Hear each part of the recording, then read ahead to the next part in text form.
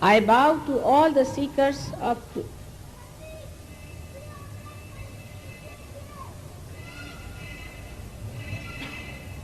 As it is today, a question has been put forward before me that why our attention gets lost. In the modern times, why our attention is not towards God. And that in modern times, why a human being has gone down in his quality of humanity. These questions point out to one single fact, that our attention has been challenged by modern times. कृपा करून कुणी उठून जाऊ नका. जरी मराठीत नाही बोलले तरी हे सगळे मंत्र आहेत. हात माझ्याकडे करून बसा तर सगळ्यांना समजेल.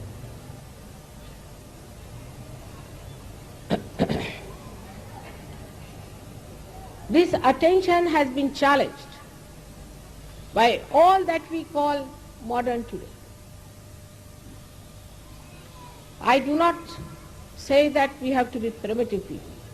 In this great country of ours, India, which was Bharatvarsh, we had such a great quality of humanity, such a great quality of administration, quality of kings, queens. All that was not a myth. It was a fact that we had Rama, Krishna, the benevolent king, and a great diplomat of the divine force. But today we find all these things sound like mythical, because at what level we are, we see that as the truth, as the reality. But it is not. All this is created by human beings.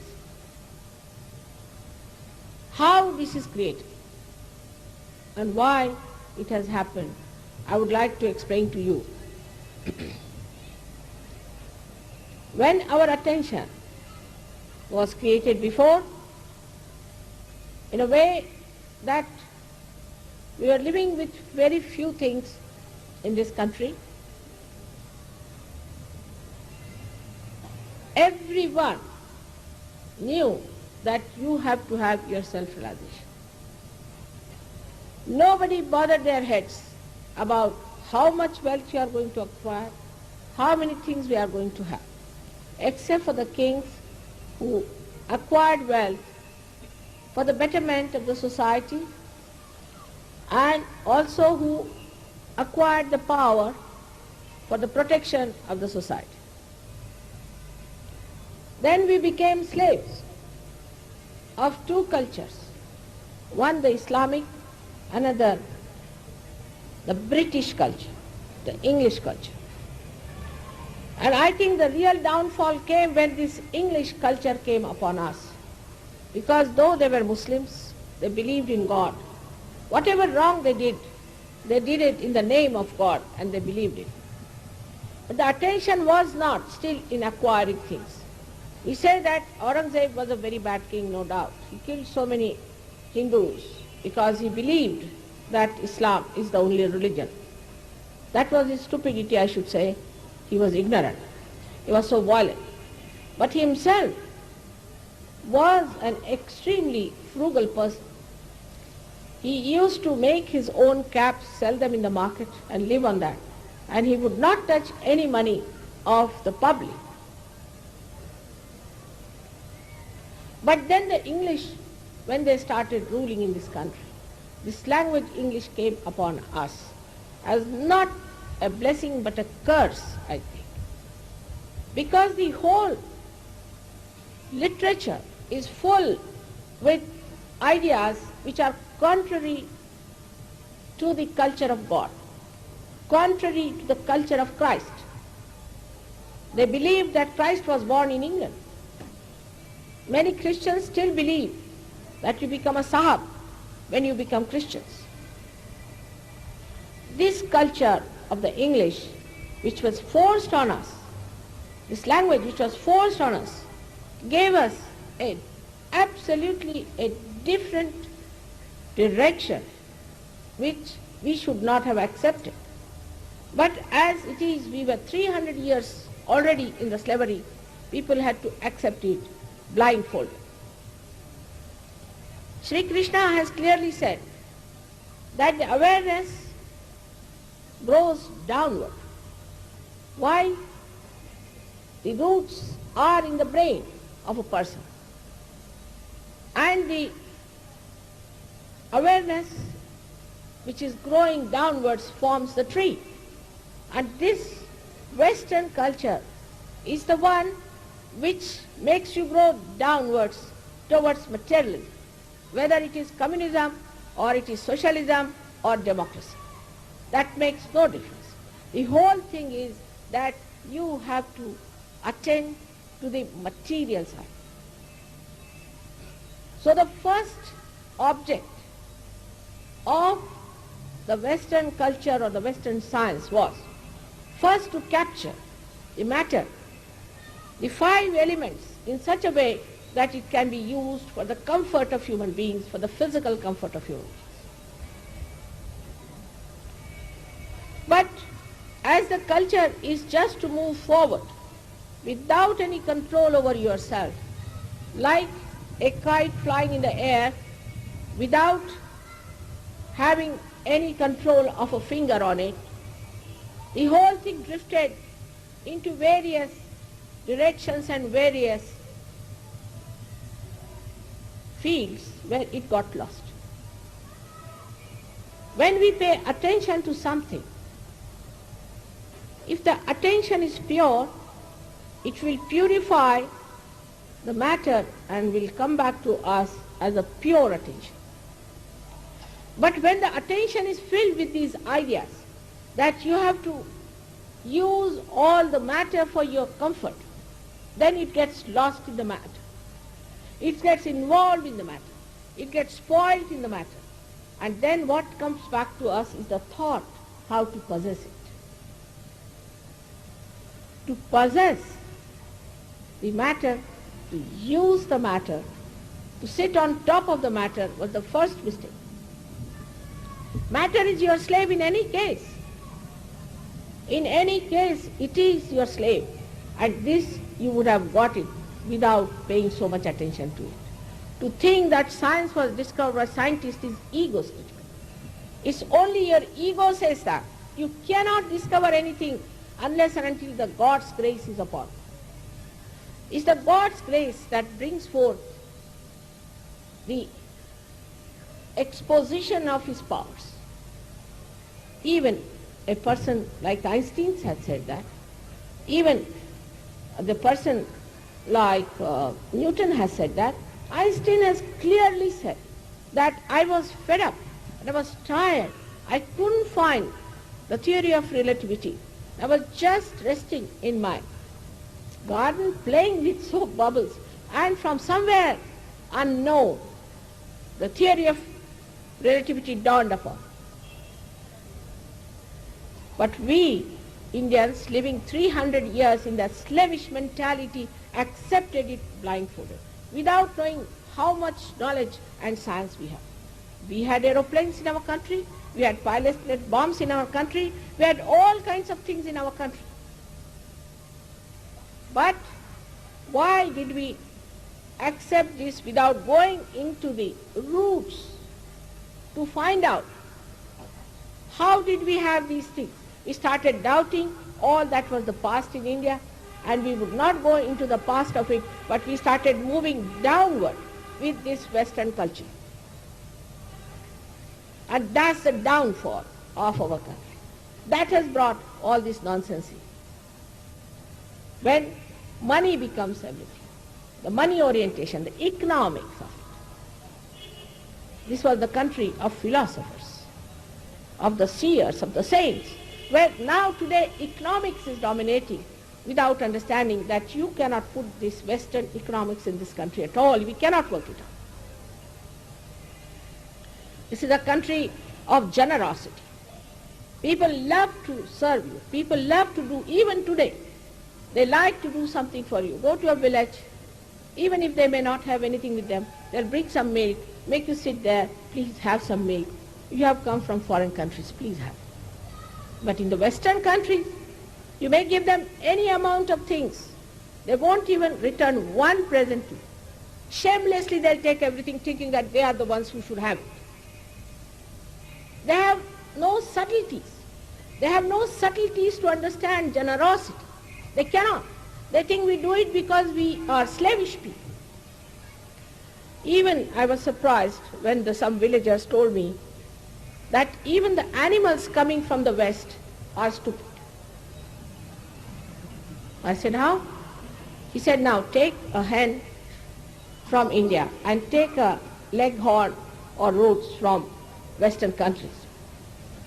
If there is an attack on the little chicks, the mother will start shouting or doing something, screaming, or doing something to call all her children under her wings if it's an Indian hen.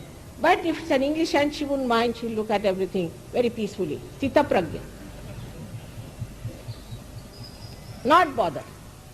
Then he said, most surprising thing is that our bullocks, if you tell them, go this way, that way, they understand. But if you tell a Western bullock, he walks straight into the car, into the trucks, he doesn't know where he's walking. He has no idea, you cannot leave them alone. And if you tell them walk this way, they'll walk the other way around.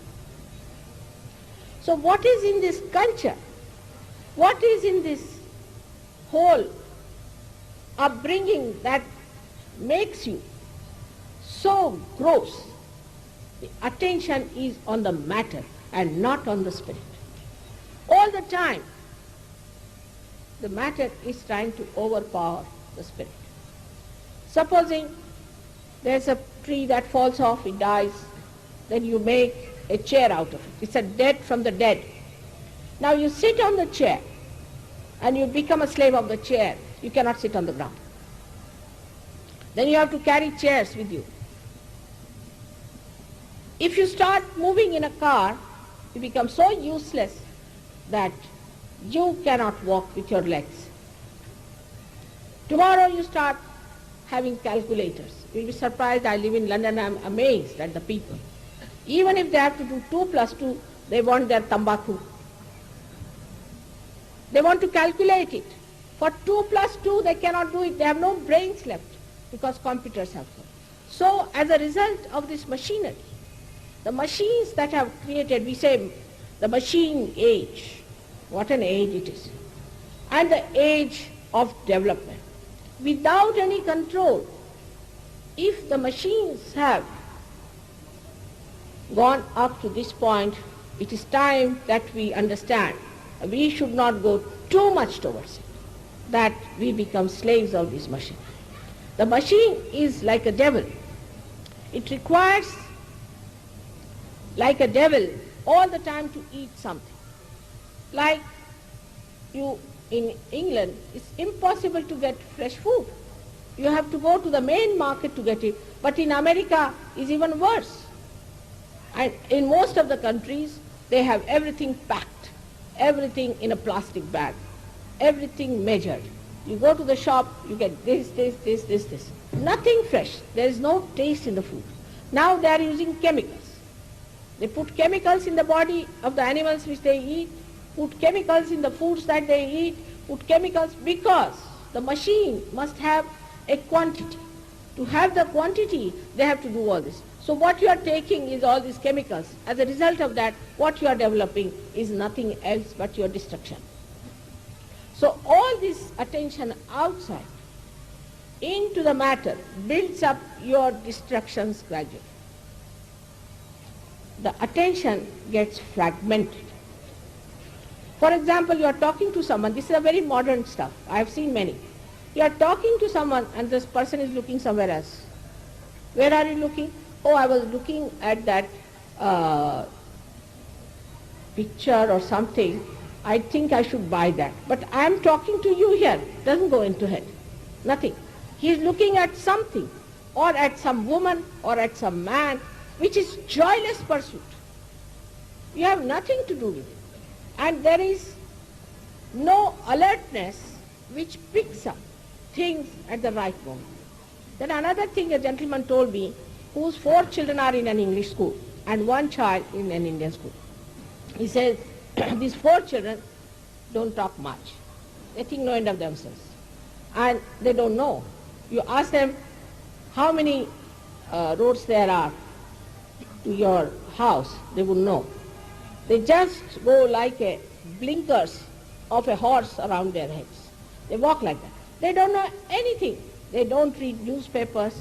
They have no idea as to what things we have. And the youngest child, who is brought up in an Indian way and an Indian school, has got a little parrot, has got a little doggy, looks after all the cows. He gives all the news about all the animals in the house.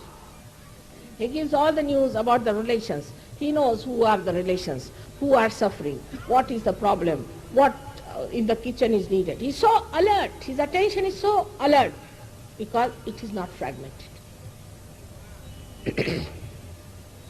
Now with any convenience, we want to put our children into English schools. I tell you, you will have it. If they don't beat you when they grow up, you shouldn't be surprised. I have seen Western children beat their parents. They answer them back. It was a day when the children of a good family would always address their parents as sir or mother as a madam. But today, I have seen them answering them back, saying all kinds of funny things and knowing all the filth of the world, all the filth of the world. They know so much of filth that you are shocked you don't know that. And the whole attitude of all their medias, or ours also I should say in a way, is to create that attitude, to put our children into that filth all the time, take them to that filth. Our people also, I see in the television here also, they show all these horribly nude, funny women in the advertisement. Because these advertisements and the medias also work out your attention onto the gross. They play on your weaknesses. That's how they make you weak. And when you become weak, they become very powerful. Then the media is so powerful you can't do anything. There is no purity in their hearts to do benevolence, to do good to the people, as we call janahit. There's not in their mind at all. Somehow to make money. What's the harm in making money? It's surprising how people are compromising for the sake of money. Money doesn't give you joy. I have to tell you, it cannot give you joy. Don't run after money. Have an integrated attitude towards money. Money is the blessing of the Lakshmi. And the Lakshmi is a very beautiful woman who has got a very motherly attitude. She is the mother. A man who has money has to have motherly attitude. She has got 2 lotuses in her hands. Pink shows that she is love. She expresses her love in 2 of her hands, which also means a lotus which is pink is even entertaining a thorny bhaura, we call it, the black beetle, which has got thorns on its soft petals and gives it a place of rest.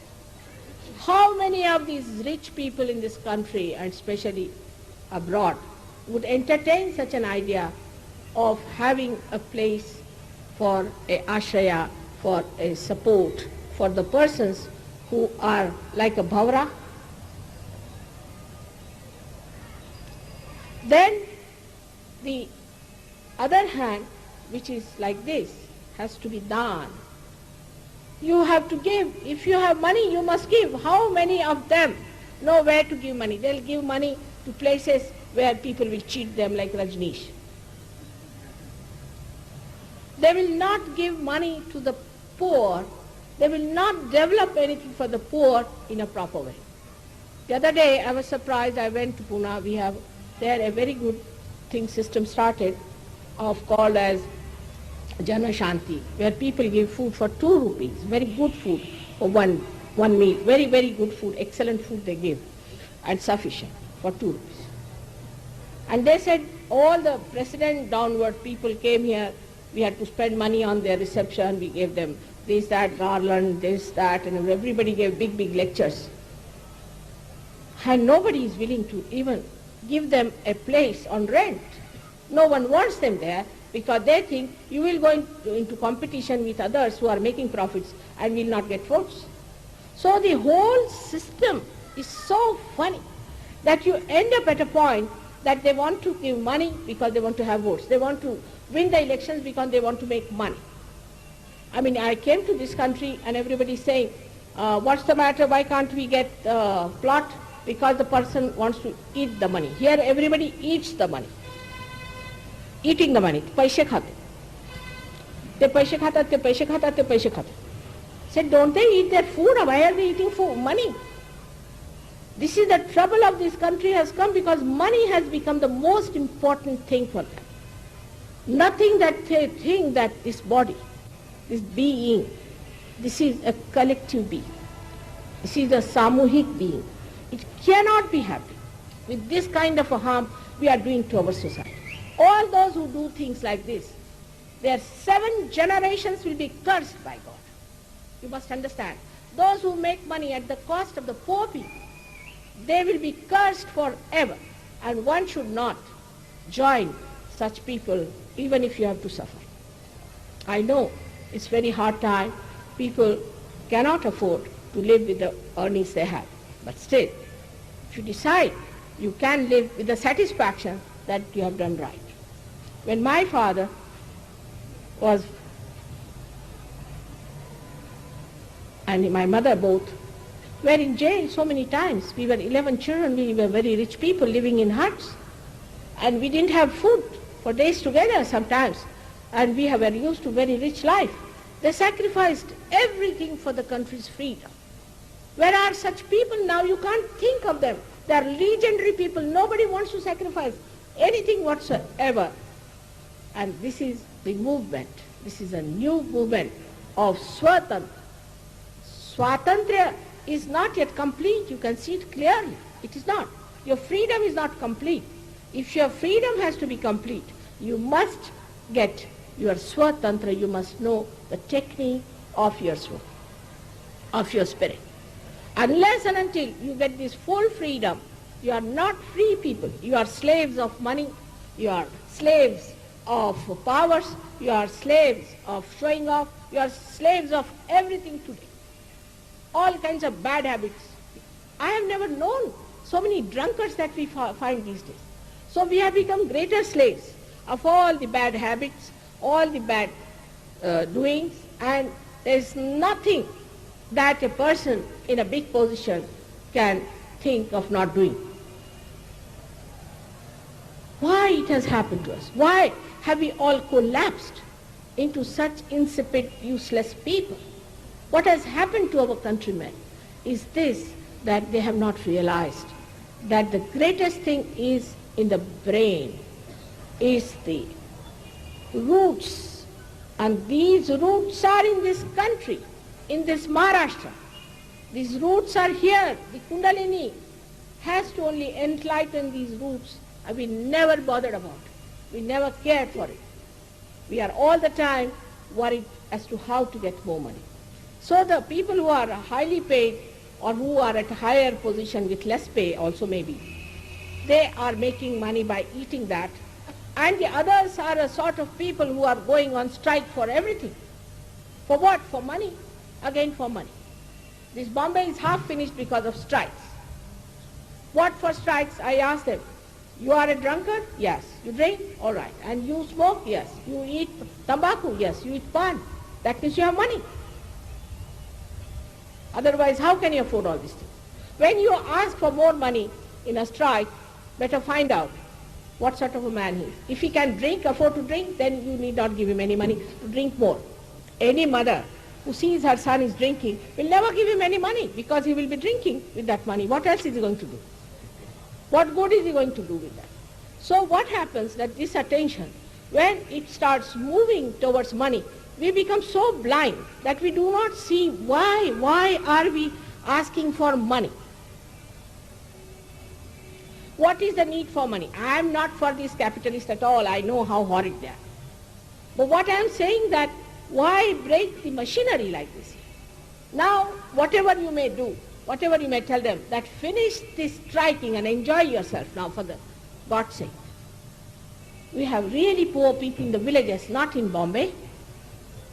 In Bombay we don't have poor people. They can go to cinema, they can do all kinds of things. How can they be poor? But they have time, and they have more time. That's why they enter into such things. And they are going to finish off this Mumbai of yours very soon, if you allow these people to go on strike. It's stupidity, absolute stupidity, and it comes from the Western people, not from Gandhiji. Gandhiji didn't tell you to fight for money, did he? He asked you to fight for Swatantra. And today, if he was living, he would have talked about Sahaja Yoga, I'm sure of that. But the problem that exists with us is that we don't want to see that this machinery is now shaking. We have to have another system, a parallel system that will crush this stupid machinery which is taking us downward and downward and downward. A girl must have 10 types of saris, 10 types of clothes she must wear like a Kashmiri girl, she must wear like a Punjabi girl, she must wear like an English girl. What is the need? I mean, we are rich people, I should be very rich. We used to have at least 2 saris and one for Thevni, as they call it, one for some special occasions. And we lived well, we educated well, where attention was learning and attention was towards God. But the attention, when it gets lost, it fritters away. It gets lost, it gets fragmented, there's no continuity in it. It fritters away, and a person becomes a superficial person, extremely superficial. He cannot go deep. How can he feel his spirit? The superficiality makes you absolutely a person who has sort of a crust and nothing inside. Absolutely what we call the hollowness, kokla, completely hollow. If you just break that man, you find out he is not a man of character, he is not a man to be depended upon, he is not a man who talks good of others, he will try to pull each other. This is what happens to your attention, and you become extremely, extremely low-level human being. You'll be surprised, I went to 4 villages before coming here, and the people who were there were 5 times more than Bombay people. They came, they didn't have cars, nothing, they didn't have buses. They came walking, they came on bullock carts, and such a big crowd. And all of them got realization, because thank God they don't know English language. And these nonsensical ideas that we have got from the Western culture. We are not to compete with them. They have to compete with us.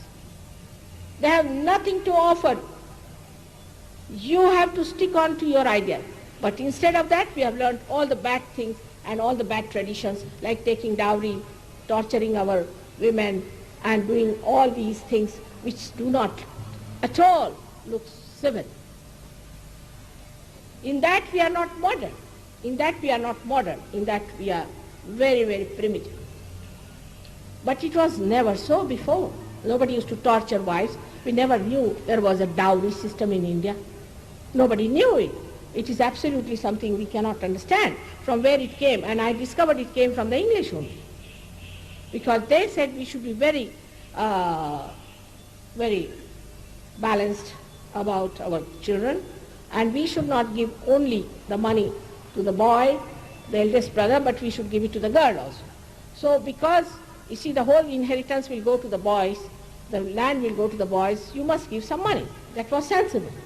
But we have gone to the extremes now, and all these problems are coming before us, which we call a social problem. I do not want to condemn any culture as such, but I want to protect you from what has happened to that culture and where it has gone, to bring you back to your own great culture, which came to us in thousands of years. Their culture is very, very, very new. It's very new, and one day they will also have the same culture as we have. But why not we short-circuit it and adjust ourselves to this great culture which is so much God-oriented, not money-oriented, ego-oriented, but God-oriented. Let us all attain that state of yogi. I hope today it will happen to all of you and that you will all get your realization. May God bless you.